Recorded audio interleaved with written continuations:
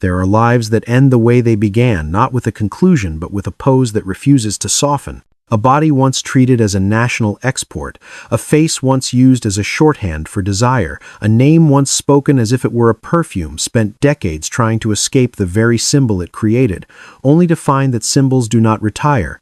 They are archived, replayed, debated, weaponized, and resurrected by strangers who never touched the original life at all. In the end, the myth becomes a room with locked windows, bright from the outside, airless within.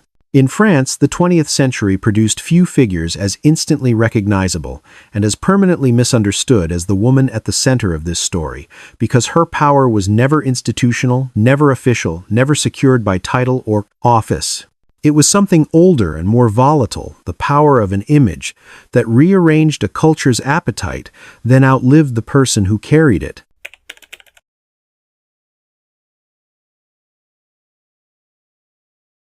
On the 28th of December 2025 in Saint-Tropez, the town that once looked like a sunlit accident of geography and became a global synonym for pleasure, an old woman dies at 91. It is an ordinary fact delivered by calendars and medical paperwork, and yet nothing about it feels ordinary because the world has never agreed to let her become ordinary. Outside her shuttered life, the image remains frozen in a permanent summer, bare shoulders, wind-tossed hair, the careless tilt of a mouth that seems to know exactly what it does to people. That image is still sold, still quoted, still pinned to the walls of rooms where her real voice is not heard. The woman who dies is not the woman most people remember. She is the residue left after remembrance has taken everything usable. The final years are often described as reclusive, but reclusion can be a luxury and also a sentence. In her case, it is difficult to say where privacy ends and siege begins because for decades she lived inside a country that treated her as both treasure and provocation, then watched her turn into a battlefield of arguments she never asked to host. The paradox is almost too neat, which is why it is disturbing. She became in the 1,950 seconds and 1,960 seconds, a global emblem of sexual freedom, a figure routinely credited with changing the temperature of cinema and the vocabulary of female desire. Yet she spent the later half of her life rejecting much of what that emblem came to represent, refusing feminism with a bluntness that sounded less like theory than instinct, and aligning herself with an increasingly combative moral posture that demanded punishment and purity, especially when she believed society had become decadent in ways she could no longer tolerate. She did not fade gently into nostalgic admiration. She accumulated convictions for inciting racial hatred, public insults, and inflammatory statements that pulled her farther and farther from the uncomplicated fantasy of liberation that her early fame had once fed. The image that once suggested escape from constraint later appeared beside language that seemed to demand new constraints, new exclusions, new enemies. The same newspapers that once described her as a revolution in a swimsuit later counted her fines and tracked her court cases, trying to reconcile a myth that had always been too bright to look at closely.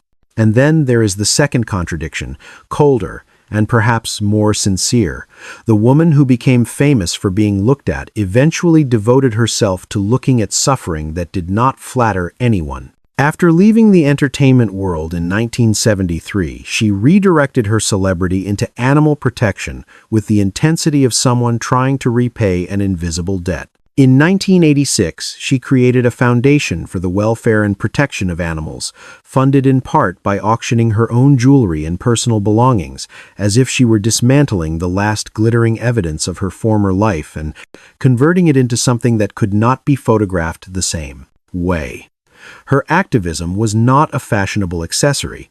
It was her remaining reason to speak publicly at all. She campaigned, provoked, denounced, and insisted even as the public that once adored her body now argued about her words. In her mind, the animals were innocent, the humans were compromised, and the world was growing uglier by the year. The more isolated she became, the more absolute her position sounded, until compassion and contempt began to share the same sentences. This is the unsettling end state, a life that began as an eruption of sensuality and youthful disorder, closes with an elderly figure behind gates defended by distance remembered as both an icon and a warning sign. A country mourns a legend, while also cataloging the damage she inflicted with speech. Admirers speak of beauty and freedom. Critics speak of hate and punishment. Even the geography feels symbolic. Saint-Tropez, once the stage for a new kind of on-screen woman, becomes the place where the woman herself is sealed away from the world she once intoxicated. The camera that created her never truly leaves. It simply becomes internal, a permanent surveillance of identity. At the center of it all is a name that still carries a strange electrical charge, two initials that became a brand long before branding was a profession. Brigitte Bardot.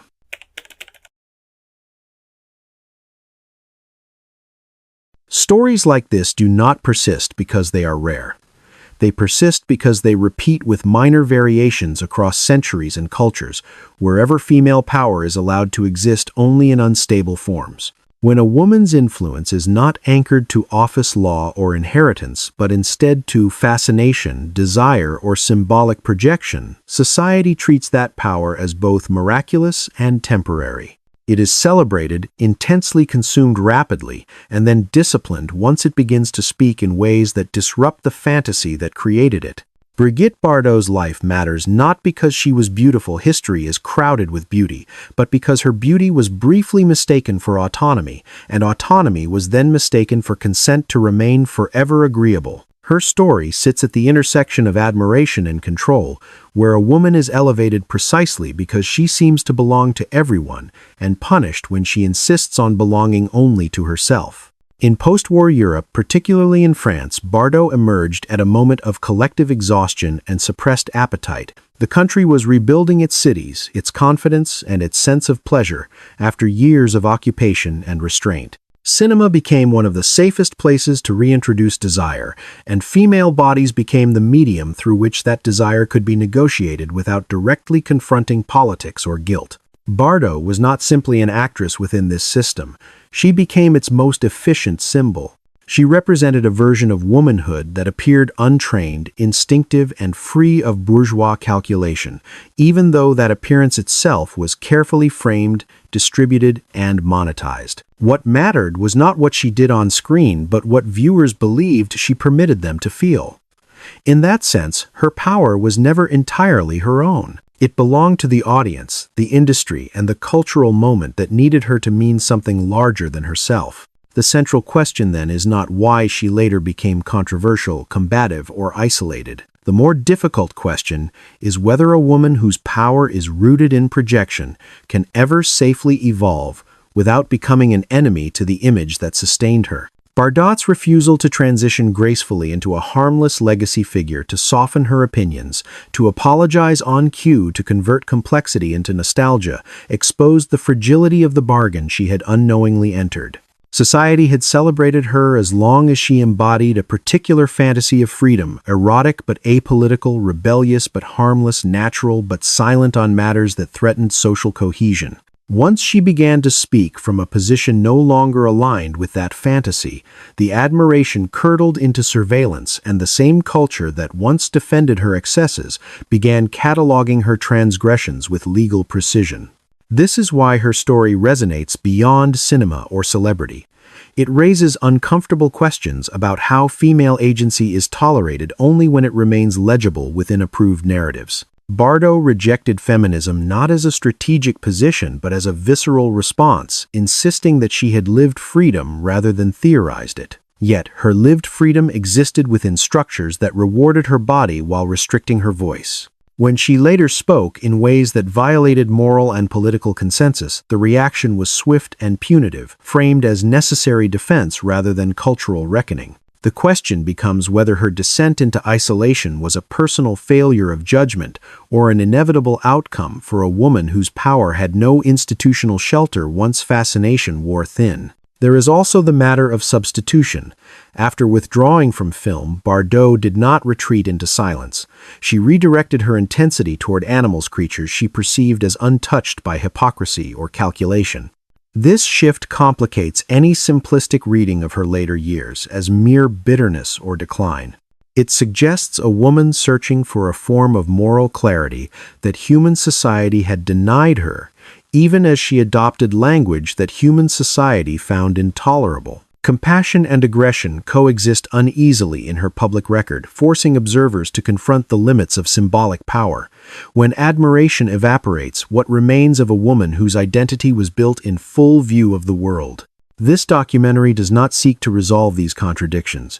Instead, it asks why they arise so predictably in the lives of women whose influence is aesthetic before it is structural. Brigitte Bardot's life becomes a case study in the cost of being elevated without protection desired, without being understood and remembered, without being allowed to change. The question that lingers is not whether she was right or wrong in her later convictions, but whether the conditions that produced her rise made any other ending possible.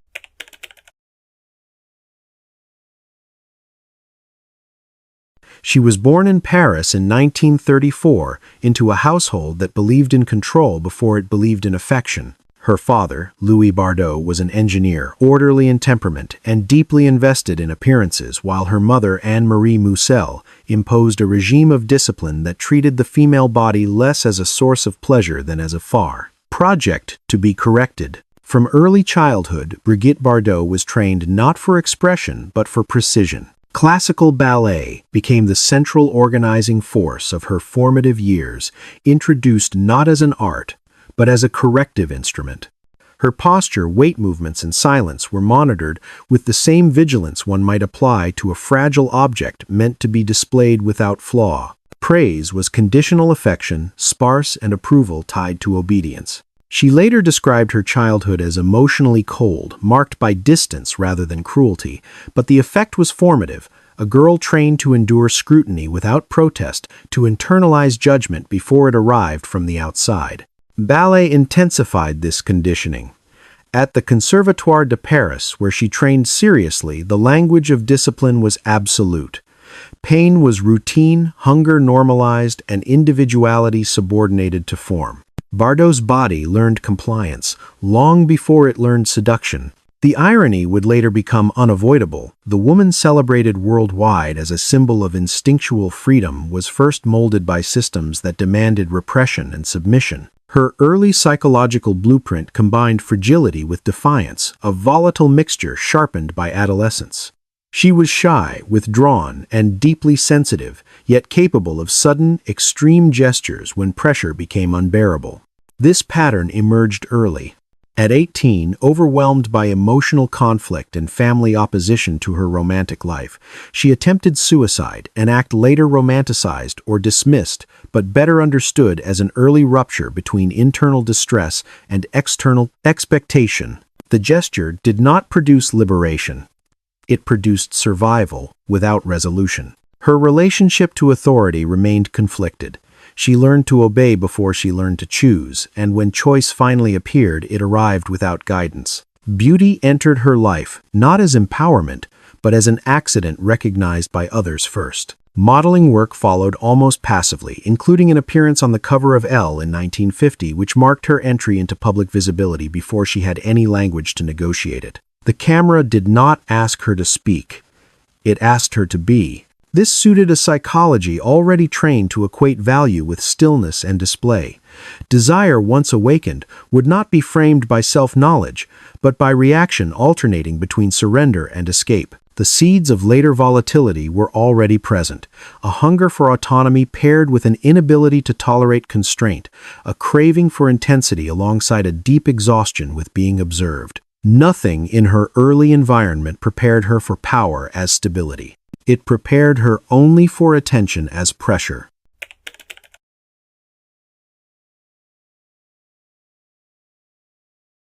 Her transition from disciplined student to public figure did not occur through deliberate ambition, but through a sequence of encounters that gradually replaced parental authority with institutional control. Cinema entered her life through proximity rather than pursuit. Introduced to the film world while still a teenager, she met Roger Vadim, an aspiring filmmaker who recognized both her visual impact and her emotional vulnerability. Their relationship, formalized through marriage in 1952, became the first structure through which her identity was reshaped for public consumption. Vadim did not invent Bardot, but he framed her, encouraging a persona that leaned into spontaneity, sensuality, and apparent naturalness. What appeared rebellious on screen was behind the scenes carefully orchestrated. Roles were chosen, images refined, and interviews managed to sustain the illusion of effortlessness. Bardot learned quickly that freedom could be simulated, packaged, and sold. The film industry of 1950 seconds France offered opportunity while quietly narrowing choice. Bardot's early roles were modest, sometimes forgettable, yet each appearance reinforced a visual narrative that soon eclipsed her control over it. By the time And God Created Woman was released in 1956, directed by Vadim, her transformation was complete. The film's success was immediate and international, not because of its plot, but because it presented a female presence that seemed to exist outside conventional morality. Bardot's character was neither punished nor redeemed. She was simply desired. This ambiguity unsettled critics and electrified audiences. Overnight, Bardot became a symbol rather than an actress, her body interpreted as a manifesto she had never written. The industry rewarded this with visibility contracts and global attention, while quietly reinforcing the boundaries within which that symbol could safely operate. Power arrived disguised as inevitability. Invitations replaced decisions. Admiration replaced intimacy. Bardot was no longer asked what she wanted to become. She was told what she already was. Each film reinforced the same mythology, narrowing the range of acceptable expression while amplifying exposure. The discipline of ballet was replaced by the discipline of fame, equally unforgiving and far less honest about its demands. Personal relationships became extensions of public narrative, scrutinized and consumed. Her marriage to Vadim dissolved under the strain, but the pattern of attachment persisted, marked by intensity and rapid disintegration. Institutions, studios, press audiences continued the work begun in childhood, shaping, correcting, and appropriating her image while mistaking compliance for consent.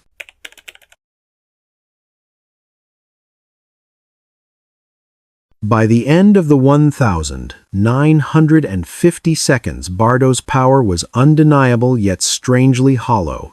She commanded attention without commanding direction. Her autonomy existed within a narrow corridor defined by desire, novelty, and repetition. The world she entered rewarded her not for evolution, but for consistency, for remaining legible as the same disruptive figure long after disruption had become routine. In this environment, the loss of control was gradual, almost invisible. Each success reduced the possibility of deviation. Each celebration fixed her more firmly in a role she had not consciously chosen. What looked like ascent was also enclosure, a gilded narrowing of identity that would later make escape feel not only necessary but violent. By the late 1950 seconds, Brigitte Bardot no longer belonged to French cinema alone. She became a transnational object of fascination, circulating through magazines, posters, and gossip columns with a velocity that outpaced her own sense of self. Journalists wrote about her as if she were a climate rather than a person, something that altered moods and expectations wherever she appeared. Films such as And God Created Woman, Love Is My Profession, Babette Goes to War, and later Contempt placed her at the center of a new visual economy, in which female desire was no longer coded as shameful but as disruptive and irresistible. Yet even in these moments of artistic collaboration, particularly her work with Jean-Luc Godard in Contempt 1963, the tension between image and interiority remained unresolved. Godard used her body as a site of philosophical argument, dissecting it through the camera with almost clinical detachment, reinforcing the idea that her presence functioned less as character than as symbol. Power in this context was the ability to generate meaning for others, not to define it for oneself. Material rewards followed relentlessly. Wealth accumulated, homes were purchased, travel became constant, and Saint-Tropez transformed from a quiet coastal town into a global stage largely because she inhabited it. The paparazzi followed her, not to record events, but to manufacture continuity, ensuring that the image never slept. Admiration took the form of intrusion. Fans, lovers, directors, and strangers all claimed proximity, each interaction eroding the boundary between public and private. Bardot's personal life became an extension of her cinematic narrative, her marriages and affairs consumed as sequels rather than relationships. She married and divorced multiple times, including unions with actor Jacques Charrier and later Gunther Sachs, each relationship marked by intensity and collapse. Motherhood. When it arrived in 1960 with the birth of her son, Nicholas did not anchor her as expected. It deepened her sense of inadequacy and confinement, exposing the incompatibility between the demands of fame and the rhythms of care. Power did not resolve these conflicts. It amplified them. Publicly, she appeared triumphant, radiant, and untouchable. Privately, the cost accumulated as fatigue, anxiety, and a persistent desire to disappear. She spoke openly, even during her peak, about her hatred of the machinery surrounding her, about the violence of constant attention. Suicide attempts recurred, not as theatrical gestures, but as symptoms of a system that offered no exit ramps. The world that adored her demanded permanence, while her own instincts demanded escape. This tension defined her ascent. The higher her visibility climbed, the narrower her emotional options became. Power, in her case, functioned less as control and more as saturation, filling every available space until there was no room left to breathe.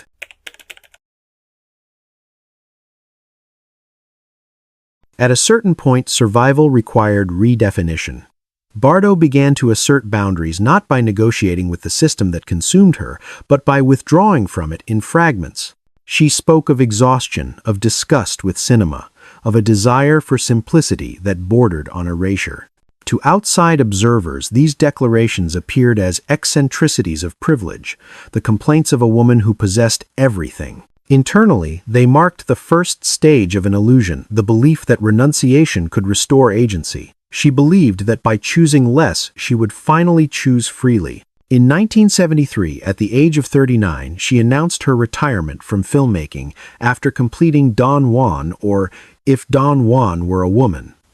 The decision was framed as liberation, and in a technical sense, it was absolute. She never returned to acting. Yet, the absence of cameras did not dismantle the image they had built. It simply removed her ability to influence how that image continued to circulate. Control, once lost externally, was sought internally through rigidity. Bardot replaced the chaos of fame with the moral clarity of advocacy, channeling her intensity into animal rights with an uncompromising fervor. This shift gave her days structure and purpose, reinforcing the sense that she had finally seized authorship of her life. She spoke with authority, demanded legislative change, confronted industries, and used her remaining celebrity as leverage rather than currency. The confidence was real, but so was the narrowing of empathy. In drawing sharp moral lines between innocence and guilt, she began to simplify a world that had once overwhelmed her with complexity. Humans increasingly appeared to her as corrupt, cruel, and irredeemable, while animals represented purity and suffering without malice. This binary offered psychological relief, a way to impose order on chaos. Early warning signs emerged quietly. Her language hardened. Nuance gave way to provocation. Statements once framed as passionate concern slid into accusations that implicated entire groups rather than systems. Legal consequences followed, but they were dismissed as persecution rather than feedback. Each conviction reinforced her sense of standing alone against a degraded society. Control in this phase became defensive. She believed she had escaped the trap of being looked at, but she remained ensnared in the need to be right. The illusion lay in confusing withdrawal with autonomy and moral certainty with stability. What she had gained was silence. What she had lost was elasticity. The stage was set for a final transformation driven not by ambition or desire, but by an uncompromising insistence on purity that would eventually leave no room for reconciliation.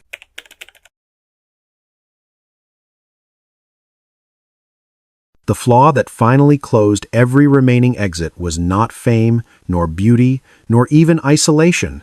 It was absolutism. Brigitte Bardot's moral imagination, once fluid and instinctive, gradually hardened into a structure that permitted no compromise. What began as devotion to the voiceless became an all-encompassing worldview in which suffering was hierarchized and guilt assigned with increasing bluntness. Animals were innocent by definition, humans were suspect by default. Within this framework, outrage was not an emotion but a method, a way to maintain coherence in a world she no longer trusted. Each public statement grew sharper, less careful, less interested in consequence. She spoke as if clarity itself justified damage, as if precision were a form of mercy. This pattern repeated with an almost mechanical inevitability. From the late 1992 onward, she was repeatedly convicted under French law for inciting racial hatred through letters, interviews, and published statements.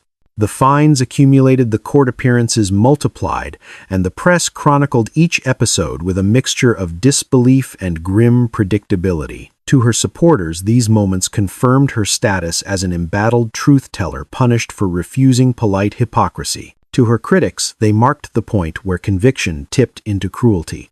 Bardot herself rejected both interpretations. She did not frame her words as provocation or rebellion, but as necessity. In her mind, silence would have been a greater crime than offense. The flaw lay not in the intensity of belief, but in the refusal to recognize limits, legal, social, or human. What made the turn irreversible was consistency. She did not retreat after consequences, she repeated. Each conviction became evidence that she was surrounded by enemies rather than interlocutors. The language of siege replaced dialogue. By the early 2000s, reconciliation with the broader public imagination was no longer possible. The symbol fractured permanently, the icon of liberation now shared space with a figure associated with exclusion and contempt. This was not a fall precipitated by a single scandal, but a steady narrowing of possibility driven by the need for moral control. Once her worldview required enemies to remain intact, retreat would have meant disintegration. She chose coherence over connection, certainty over complexity, and in doing so, sealed the shape of her final decades. Collapse in this case did not arrive as spectacle. There was no dramatic exile, no financial ruin, no public apology staged for redemption. Instead, power simply ceased to function as protection. The celebrity that once insulated her from ordinary consequence now amplified every misstep. Statements that might have passed unnoticed from a private citizen became international incidents when attached to her name. The same media machinery that once chased her for photographs now archived her words for prosecution. Attention stripped of admiration became surveillance.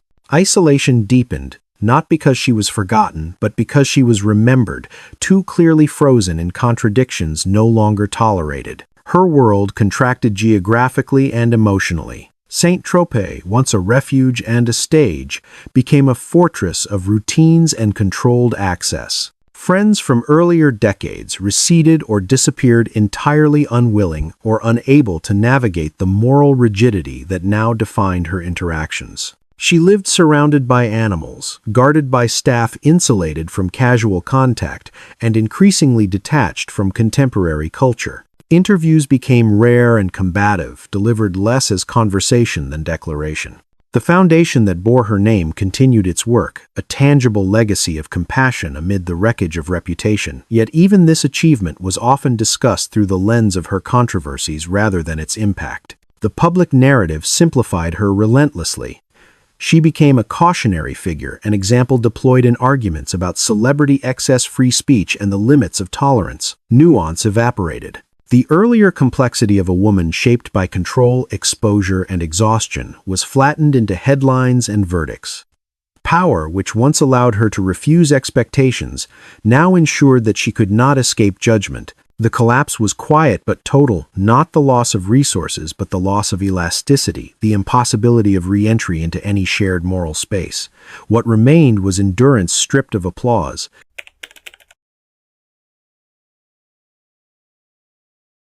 In her final years, the distance between the woman and the myth became unbridgeable. Age altered the body that had once carried so much symbolic weight, but the image persisted untouched by time, circulating independently of the life that produced it. She lived long enough to watch herself become history while still alive, cited, contested, and appropriated by people who had never encountered her beyond reproduction. Death, when it came in 2025, did not resolve the contradictions. It merely fixed them.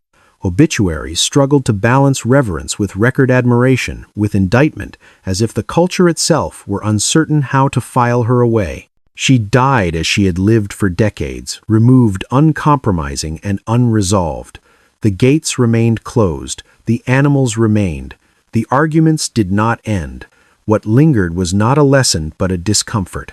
Her life leaves behind an unsettling question about power that arrives without structure and admiration that offers no shelter. Brigitte Bardot was granted influence without authorship, visibility without safety, and freedom without forgiveness. When she finally attempted to define herself on her own terms, the world refused to follow and she refused to soften. The haunting thought that remains is not whether she was misunderstood or unforgivable, but whether a culture that elevates women as symbols can ever tolerate them as full, changing, contradictory human beings. Her story closes not with reconciliation but with permanence.